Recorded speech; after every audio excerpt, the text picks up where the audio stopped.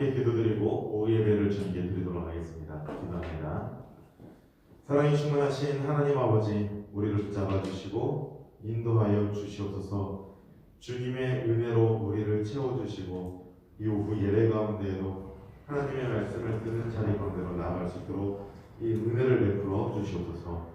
모든 것을 예수님의 이름으로 기도드립니다. 아멘. 함께 찬송가 323장 찬양하겠습니다. 찬송가 323장 부름받아 나서니 몸 함께 찬양합니다.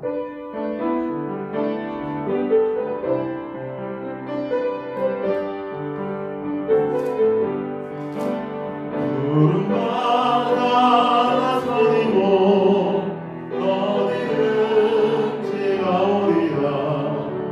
괴로우나 즐거우나 주만 따라가오리니 어느 누가 막으리까. 죽음이 늘 막으리까. 어느 누가 막으리까. 죽음이 늘 막으리까. 밥을 복음 들고 가오리라.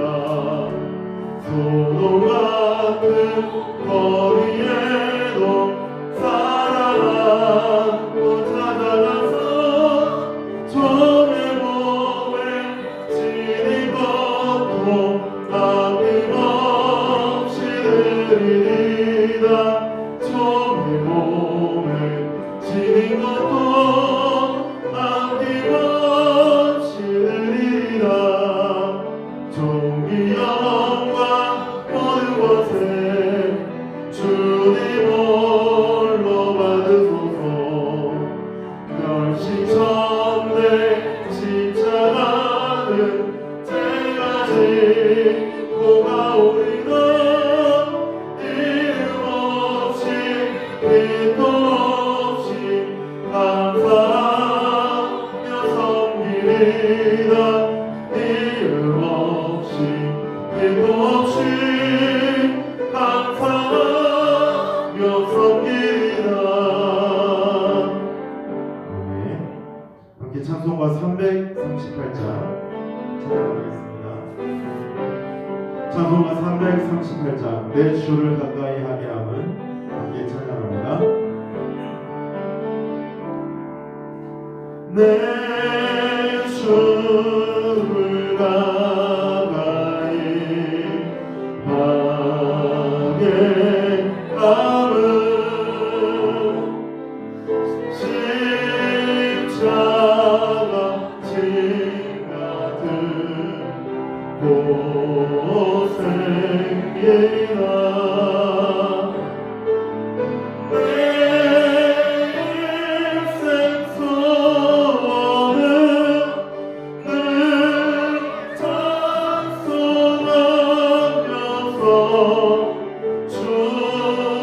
주께도 나가기 원합니다. 내 고생하는 것 옛 야곱이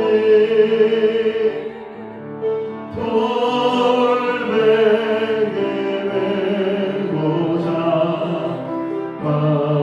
받습니다. 꿈에도 소원이 늘 찬송하면서 주께도 나가기 원합니다. 천성에 가는 길 천성에 가는 길 떠나여도 생명길 대나니 은혜로다. 천사는 부르니 늘 찬송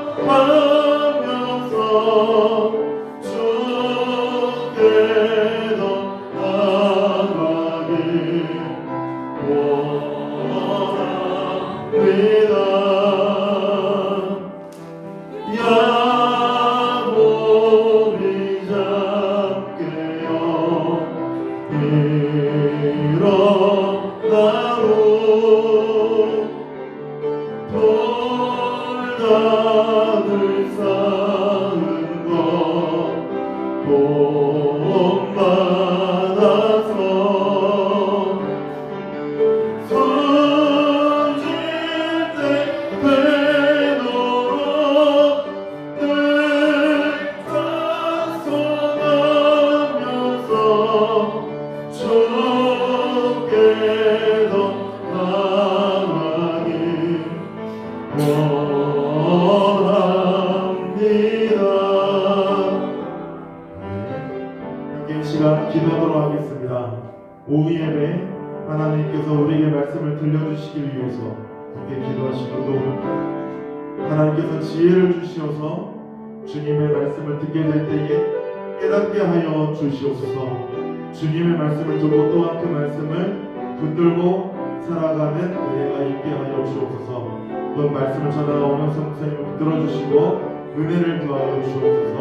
함께 이 시간 오후 예배를 위해서 주님의 이름을 한번 부르짖고 통성으로 기도하도록 하겠습니다. 주여, 살아주신 만하신 하나님 아버지, 이 시간 우리가 아버지 앞에 나아가 주님의 음성을 듣기로 원합니다.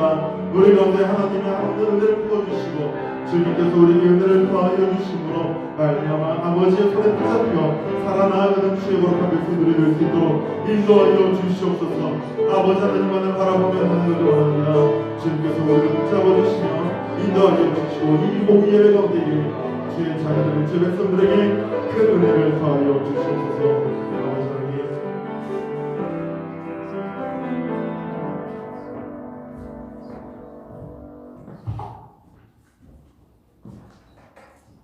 기도하겠습니다. 하나님 아버지, 감사합니다. 지난 한 주간으로 지켜주시고 다시금 주 앞에 나와 오후 예배로 영광 돌리게 하오니 감사드립니다. 하나님 아버지, 올해 여름에 코로나로 인하여 힘들고 어려운 시기에 있었습니다. 주님께서 그 고난과 위험한 가운데서도 변함없는 사랑으로 교회와 성도들을 안전하게 지켜주시옵소서. 감사합니다. 하나님 아버지, 비록 지금은 힘들고지라도 주님만 의지하면 우리 모두가 마음을 다 잡고 이 어려운 시기를 잘 지켜나가는 믿음으로 자녀들이 되게 하여 주셔서 하나님 아버지, 지금 이 시간에 교회에 나오지 못하고 각 가정에서 영상으로 예배드리는 주님의 자녀들 기억하여 주시옵소서. 이곳에 드리는 예배와 같은 은혜 내려 주시옵소서. 저희가 교회에 나오지 못할지라도 늘 말씀을 의지하고 예배를 사모하게 하시고 예배를 통해 주님을 만나는 저희들이 되게 하여 주시옵소서. 예수 이름으로 기도드립니다. 아멘.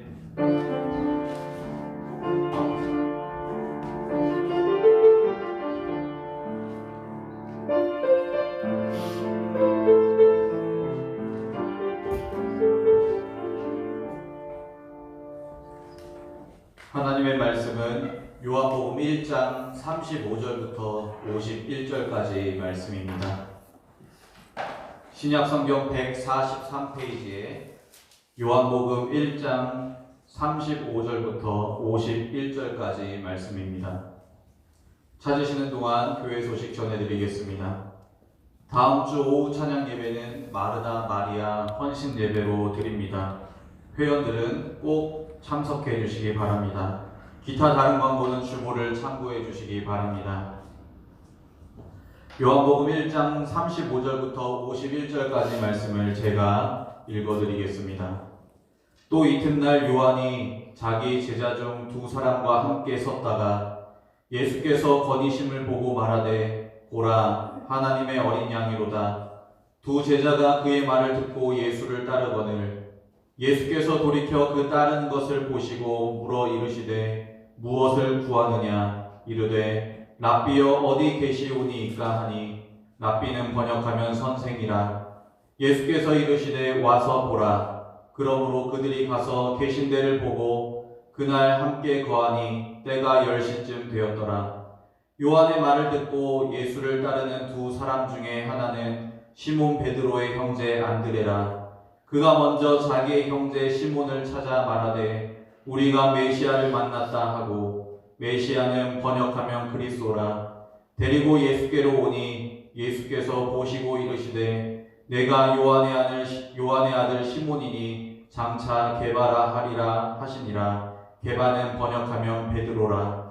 이튿날 예수께서 갈릴리로 나가려 하시다가 빌립을 만나 이르시되 나를 따르라 하시니, 빌립은 안드레와 베드로와 한 동네 베세다 사람이라.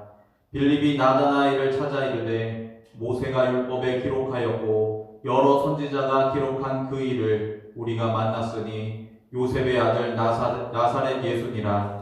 나다나엘이 이르되 나사렛에서 무슨 선한 것이 날 수 있느냐. 빌립이 이르되 와서 보라 하니라. 예수께서 나다나엘이 자기에게로 오는 것을 보시고 그를 가리켜 이르시되 보라, 이는 참으로 이스라엘 사람이라. 그 속에 간사한 것이 없도다. 나다나엘이 이르되 어떻게 나를 아시나이까. 예수께서 대답하여 이르시되 빌립이 너를 부르기 전에 내가 무화과 나무 아래에 있을 때 보았노라. 나다나엘이 대답하되 랍비여, 당신은 하나님의 아들이시요 당신은 이스라엘의 임금이로소이다. 예수께서 대답하여 이르시되 내가 너를 무화과 나무 아래에서 보았다 함으로 믿느냐. 이보다 더 큰 일을 보리라. 또 이르시되 진실로 진실로 너희에게 이르노니 하늘이 열리고 하나님의 사자들이 인자 위에 오르락내리락 하는 것을 보리라 하시니라. 아멘. 우리가 잘 알고 있는 말 중에 백문이 불여일견이라는 말이 있습니다. 100번 듣는 것보다 한 번 보는 것이 훨씬 낫다라는 말입니다. 우리가 앞만 들어봐야 한 번 보고 경험한 것에 비교할 수 없는 것입니다. 그만큼 한 번 우리가 보고 경험한 것이 우리의 인생의 큰 가치이고 재산인 것입니다. 세례 요한은 예수님을 세상 죄를 지고 가는 하나님의 어린 양이다 라고 세례를 베푸는 현장에서 예수님을 소개했습니다. 그리고 예수님에 대해서 성령으로 세례를 베푸는 이이다, 하나님의 아들이다 라고 증언을 계속해서 늘어놓았습니다. 세례 요한은 예수님에 대해서 알지 못했지만 성령께서 세례 요한에게 예수가 메시아라고 증언하라 라고 하셨기 때문에 세례 요한이 예수님에 대해서 그리스도시다, 하나님의 아들이시다, 세상 죄를 지고 가는 하나님의 어린 양이시다 라고 증언한 것입니다. 이것이 오늘 본문의 전 내용인 29절부터 34절의 말씀의 내용입니다. 그리고 나서 그 다음 날이 되었습니다. 오늘 본문 역시 또 이튿날이라는 말로 시작합니다. 세례 요한은 자신의 제자들 중에서 두 사람과 함께 있었습니다. 그런데 세례 요한의 육안으로 식별 가능한 거리에 예수님께서 계셨던 것입니다. 예수님께서는 세례 요한의 눈앞에 거니시고 있는 모습을 하고 계셨습니다. 그 예수님을 보고 세례 요한이 자신의 제자들 두 사람에게 말합니다. 36절에 보시면 예수께서 거니심을 보고 말하되 보라, 하나님의 어린 양이로다 라고 말하고 있습니다. 세례 요한은 지난번 세례를 베푸는 현장에서 예수님을 향하여 했던 증언을 제자들에게 하고 있는 것입니다. 그런데 그 증언을 들은 세례 요한의 제자들의 반응이 어떠합니까? 37절에 보시면 두 제자가 그의 말을 듣고 예수를 따르거늘 이라고 반응하고 있습니다. 세례 요한의 두 제자는 보라, 하나님의 어린 양이로다 라는 그 말에 예수님을 따르기 시작했던 것입니다. 그 두 사람 중에 한 명은 베드로의 형제 안드레이다 라고 40절에 말씀하고 있습니다. 이 안드레는 직업이 어부입니다. 가족들과 함께 협동해서 어업에 종사하는 직장을 가지고 있는 사람입니다. 그렇게 어업에 종사하고 있는 것으로 보아서 세례 요한을 항상 따라다니는 제자가 아니었습니다. 그러나 이 어업의 특성상 계절을 타기 때문에 세례 요한을 전적으로 따르지 않았지만 계절적으로는 따라다닐 수 있었습니다. 그렇기 때문에 세례 요한이 그 지역에 와 있을 때 세례 요한의 가르침을 들으려 했던 제자가 바로 안드레였습니다. 세례 요한이 예수님을 향하여 하나님의 어린 양이라고 제자들에게 선포했을 때 그 두 제자들은 예수님을 따랐던 것입니다. 여기서 따른다라는 표현은 제자도를 나타내는 언어인 것입니다. 제자는 단순히 배우는 사람만을 의미하는 것이 아니라 구체적으로 말하면 열정적인 추종자를 의미하는 것이고 자신이 따르는 랍비와 그의 학파를 신봉할 것이 요구되었던 그 용어가 바로 따르다라는 것입니다. 그렇기 때문에 제자들은 그들의 랍비만을 따르게 되어 있습니다. 그러나 더 훌륭한 랍비가 나타났을 때에는 그 랍비가 자신의 제자들을 자신보다 더 훌륭한 랍비에게 추천하여 그를 따르게 하는 예외적인 사례들이 있었습니다. 오늘 세례 요한 역시 그 예외적인 사례를 보여주고 있습니다. 자신보다 더 능력 있는 자가 예수님이라고 세례 요한이 직접 인정했기 때문에 자신의 제자들을 예수님께로 양보하고 있는 모습을 오늘 본문에서 볼 수 있습니다. 그렇기 때문에 세례 요한의 두 제자는 예수님을 따르게 되었고 예수님은 그들의 모습을 보시고 38절에서 말씀하고 계십니다. 무엇을 구하느냐라고 말씀하고 계십니다. 예수님의 이 질문은 상당히 당연한 질문인 것입니다. 낯선 사람들이 자신을 따라오는데 무엇을 원하는가? 나에게서 무엇을 구하려고 하는가라고 당연히 질문할 수 있는 것입니다. 그들을 쫓아내려고 그렇게 묻는 것이 아니라 이 당연한 질문을 통해서 그들에게 자신을 따를 수 있는 기회를 제공해 주고자 하는 예수님의 의도인 것입니다. 그러자 예수님을 따라오던 두 제자는 어떻게 대답하고 있습니까? 38절 중반부부터 보시면 이르되 랍비여 어디 계시오니이까? 라고 반문하며 대답하고 있습니다. 예수님의 질문에 핀트가 어긋난 대답일 수도 있지만 이 대답은 제자들의 간접적인 질문인 것입니다. 이 제자들의 간접적인 질문의 의도는 예수님께서 자신들을 집으로 불러주기를 기대하면서 던진 우회적인 질문인 것입니다. 헬라와 유대의 문화에서는 제자들은 때때로 선생들과 함께 살았기 때문에 예수님께 초청을 기대하는 이 우회적인 질문은 이 두 제자가 예수님을 따를 것임을 각오했음을 의미하는 대목인 것입니다. 예수님께서는 그들의 마음을 아셨습니다. 그리고 그들을 초청하십니다. 39절의 말씀에 예수께서 이르시되 와서 보라. 그러므로 그들이 계신 데를 보고 그날 함께 거하니 때가 10시쯤 되었더라 라고 말씀합니다. 예수님은 두 제자에게 말씀하십니다. 와서 보라 라고 말씀하십니다. 와서 보라 라는 말은 한 개의 명령형과 한 개의 직설법으로 되어 있는 말입니다. 일단 와라. 그리고 너희가 볼 것이다 라는 말입니다. 예수님께서는 너희가 나에게로 와라. 온다면 너희가 보게 될 것이다 라고 초청하고 있는 것입니다. 그리고 예수님께 초청받은 두 제자는 예수님과 함께 그날 함께 거했다라고 오늘 본문에서 말씀하고 있는 것입니다. 예수님과 두 제자는 함께 거하면서 무엇을 했을까요? 오늘 본문의 문맥을 고려해 보면 메시아에 관하여 알만한 것들을 나누며 시간을 보냈을 것입니다. 하나님 나라의 말씀을 듣고 구약 성경 때부터 예언하신 하나님께서 보내신 메시아에 대해서 말씀을 예수님께로부터 들었을 것입니다. 그 함께하는 시간 속에서 두 제자는 자신들이 만나고 함께 거하는 예수님이 메시아임을 깨닫게 된 것입니다. 그에 따른 근거가 41절에 나와 있습니다. 41절에 보시면 그가 먼저 자기의 형제 시몬을 찾아 말하되 우리가 메시아를 만났다 하고, 메시아는 번역하면 그리스도라 라고 말씀하고 있기 때문입니다.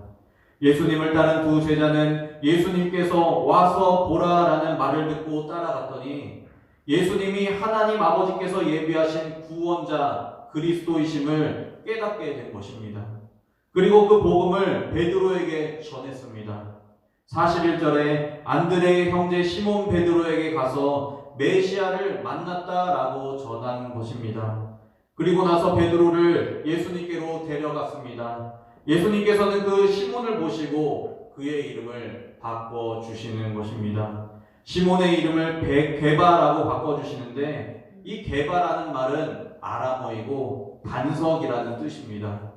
그리고 이것을 헬라어로 번역하면 베드로라는 말이 됩니다. 베드로 역시 반석을 의미하는 뜻의 이름인 것입니다. 예수님을 만난 베드로는 이제 반석이라는 이름을 얻고 그의 신앙 고백에 따라 마태복음의 말씀에 따라 교회가 세워질 터로 준비되는 것입니다. 예수님께서는 두 제자와 시몬 베드로를 만나시고 자신이 그리스도 메시아임을 나타내 주시며 그들을 제자로 삼아 주십니다. 그리고 시간이 흘러서 또 이튿날이 되었습니다. 예수님께서는 이튿날 갈릴리로 나가려고 하시다가 빌립이라는 제자를 또 만나게 됩니다. 빌립에게 말씀하십니다. 나를 따르라 라고 말씀하십니다. 이 빌립은 안드레와 베드로와 같이 한 동네에 사는 사람이었습니다. 빌립은 예수님을 만나 예수님을 따르게 되었습니다. 이 빌립이라는 이름이 쓰여진 말은 헬라어입니다. 헬라어다라는 것은 베세다에 살고 있는 이방인이다라는 뜻입니다. 히브리어로 되어 있는 이름을 가진 유대인이 아니라 헬라어를 쓰는 헬라어의 이름을 갖는 이방인이다라는 것입니다. 예수님은 유대인과 이방인을 구분하지 않고 제자로 삼으시는 모습을 오늘 본문에서 볼 수 있습니다. 이 빌립을 통하여 이방인들에게도 하나님의 나라가 선포되는 것의 시작을 알리시는 것입니다. 이 빌립이 예수님을 만나 무엇을 깨닫습니까? 45절의 말씀 보시면 빌립이 나다나엘을 찾아 이르되 모세가 율법에 기록하였고 여러 선지자가 기록한 그 일을 우리가 만났으니 요셉의 아들 나사렛 예수니라 라고 말하고 있습니다. 빌립은 이방인이었지만 율법을 잘 알았던 사람입니다. 빌립은 나다나엘이라는 사람을 찾아가 말합니다. 모세의 율법에 기록되었고 여러 선지자가 기록된 말씀을 떠올리면서 구약 성경에 기록한 메시아를 내가 만났는데 그 사람이 나사렛에 살고 있는 요셉의 아들이다 라고 전하고 있는 것입니다. 빌립은 예수님을 만났고 또 두 눈으로 보았기 때문에 예수님이 구약 성경에서 예언한 메시아임을 알았습니다. 그러나 빌립의 친구 나다나엘은 어떤 반응을 보입니까? 나다나엘은 의심하고 믿지 않았습니다. 46절에 보시면 나다나엘이 이르되 나사렛에서 무슨 선한 것이 날 수 있느냐라고 비꼬듯이 반문하고 있는 것입니다. 나사렛은 작은 도시이기 때문에 걸출하고 좋은 인물이 날 수 없다, 훌륭한 사람이 날 수 없다라는 뜻입니다. 또 이것을 넘어서 선한 것이라는 말이 메시아를 가리킨다면 구약 성경에 예언된 메시아의 출신지와 나사렛은 아무런 관계가 없다라는 말입니다. 메시아는 미가 선지자의 예언을 통하여서 보면 유대 땅 베들레헴에서 나와야 하는데 나사렛은 베들레헴보다 훨씬 북쪽인 갈릴리 바다 근처에 있는 작은 도시이기 때문입니다.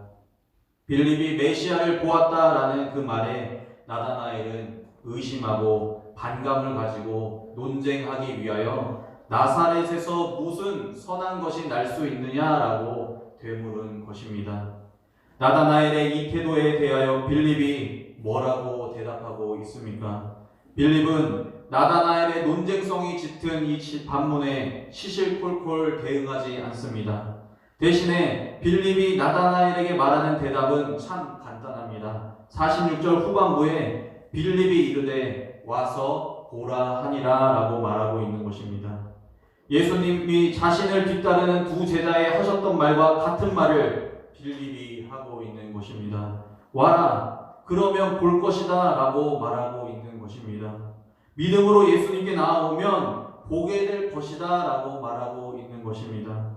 나다나엘은 자신의 질문에 대해서 간단하지만 심오하게 답변하는 빌립의 그 대답을 듣고 예수님께로 발걸음을 옮기기 시작합니다. 빌립의 인도함을 받아 예수님께로 나아오는 나다나엘을 보고 예수님은 이렇게 말씀하십니다. 47절에 보시면 보라, 이는 참으로 이스라엘 사람이라 그 속에 간사한 것이 없도다 라고 나다나엘에게 말씀하고 계십니다. 예수님께서는 나다나엘에게 참으로 이스라엘 사람이다 라고 칭찬하십니다. 예수님의 이 말은 참 이스라엘 사람이 있는 반면에 거짓 이스라엘 사람이 있다라는 것입니다. 예수님을 대적하는 유대인들도 있다라는 말입니다. 나다나엘은 의심을 가지고 예수님께 나아갔지만 예수님은 자신에게 나아온 나다나엘을 향하여 나다나엘 그 자체를 바라보시고 말씀하신 것입니다. 그리고 나다나엘을 향하여 참으로 이스라엘 사람이라 그 속에 간사한 것이 없다라고 칭찬하셨습니다. 그러자 나다나엘이 이렇게 대답합니다. 어떻게 나를 아십니까? 라고 대답합니다.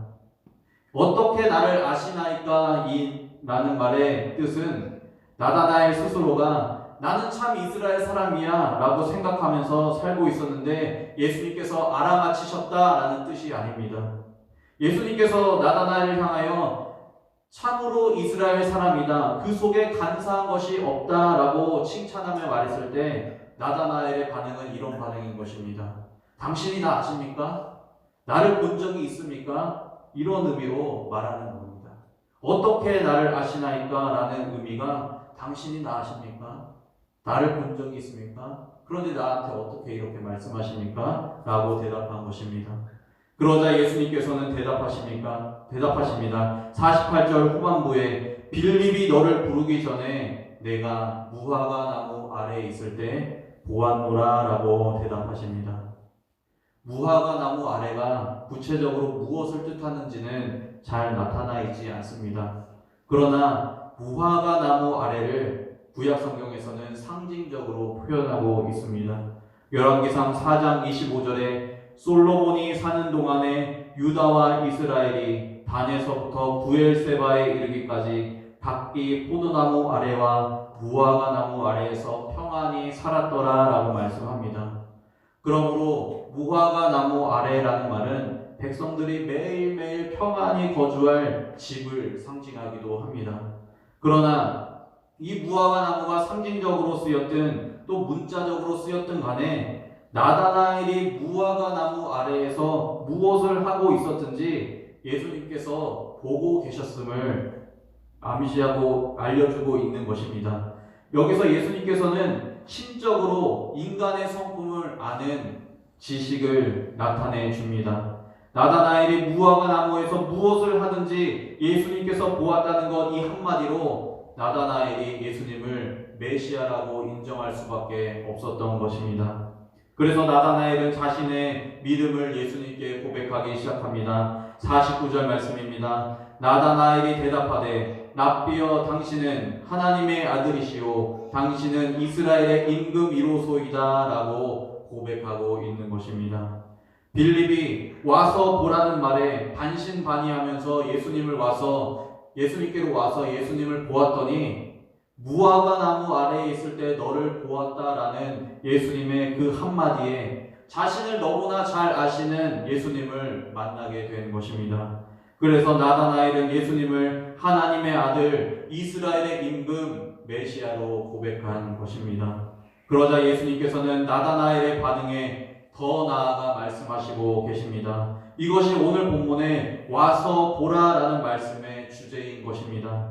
50절부터 51절 말씀 보시면 예수께서 대답하여 이르시되 내가 너를 무화과 나무 아래에서 보았다 함으로 믿느냐? 이보다 더 큰 일을 보리라. 또 이르시되 진실로 진실로 너희에게 이르노니 하늘이 열리고 하나님의 사자들이 인자 위에 오르락 내리락 하는 것을 보리라 하시니라 라고 예수님께서 말씀하고 계십니다.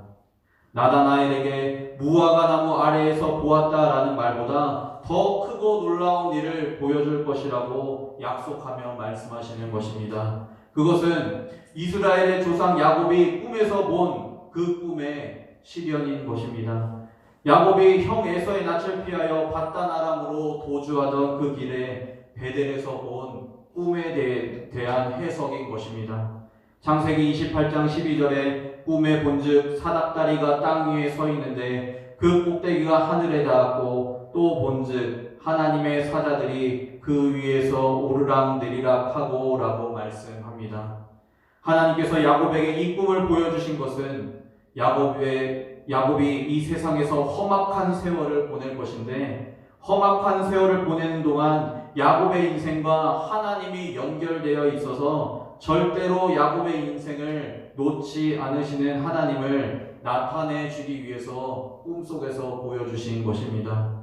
야곱이 본 꿈은 땅과 하늘을 연결하는 사닥다리 위에 천사들이 오르락 내리락 하면서 중보의 사닥다리를 통해서 야곱의 기도를 들어주시기도 하며 야곱에게 응답해 주시기도 하는 하나님을 인간이 만날 수 있음을 나타내 주는 것입니다.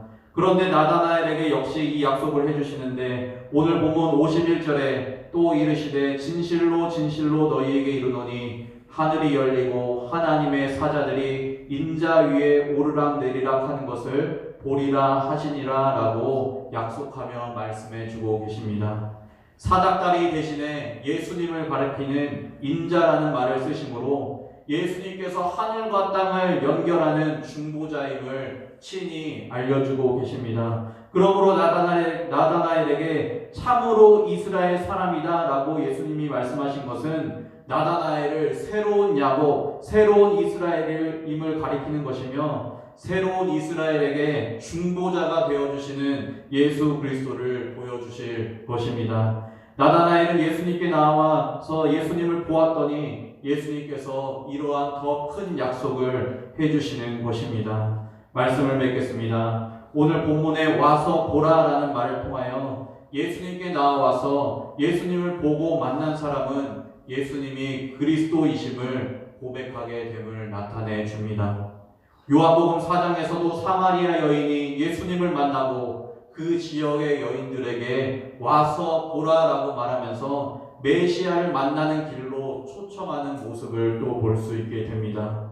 예수님께로 나와서 예수님을 보고 만난 사람은 예수님을 구주로 고백하게 됩니다. 하나님의 아들이심을 고백하게 됩니다. 그리고 예수님께서는 더 큰 약속을 부어주십니다. 야곱과 나다나엘에게 주신 약속과 같이 이 땅에서의 인간의 모든 질과 환란, 험악한 세월들, 그리고 인간의 모든 삶들, 그리고 모든 기도 제목들이 하나님께 상달될 수 있도록 중보하셔서 하나님과의 관계를 온전히 이어주시는 중보자 예수 그리스도의 약속을 주시는 것입니다.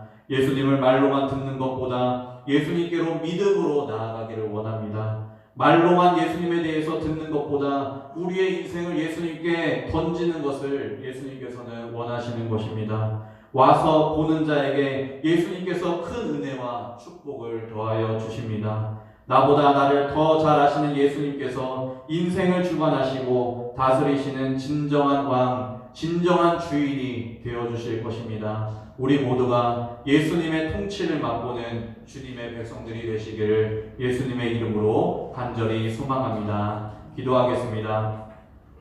살아계신 하나님 아버지, 우리에게 말씀을 주심에 감사합니다.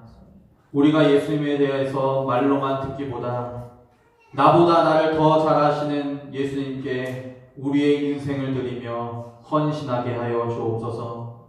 예수님께 나아가고 예수님을 바라볼 수 있도록 믿음을 허락하여 주시고, 우리가 예수님께 나아가고 예수님을 바라볼 때 하늘의 놀라운 은혜와 복을 누리게 하시고 예수님께서 보여주시는 더 큰 일을 바라보고 누리게 하여 주옵소서. 모든 것에 감사드리며 예수님의 이름으로 기도하옵나이다. 아멘.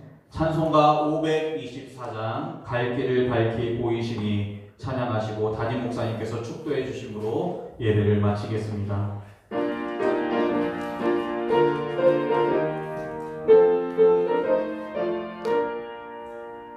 갈 길을 밝히 보이시니